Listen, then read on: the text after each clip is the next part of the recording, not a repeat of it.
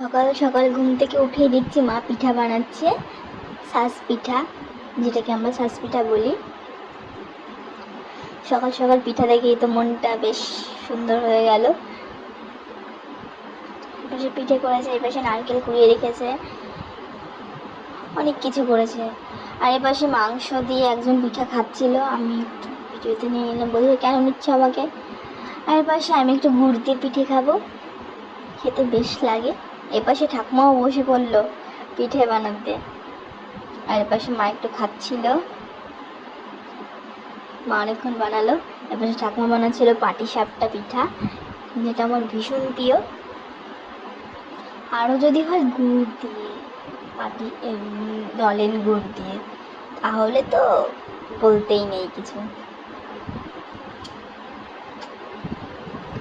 আর পিঠাটা উনানেই বেশি ভালো হয়।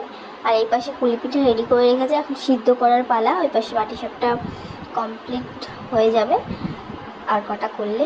আর এপাশে মা পুলি পিঠা তৈরি করছে।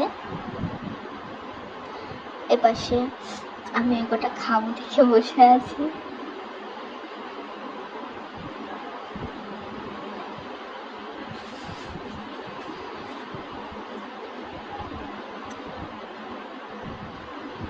আমি বলছি সব কটাই আমার।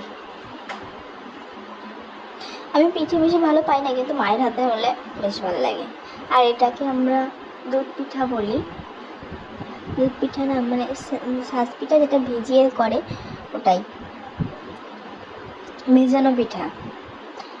আর এটা ছিল পাটিসাপটা, তুমি তো জানোই, দেখিয়েছি। আর এই পুলি পিঠা রেডি, টাটা।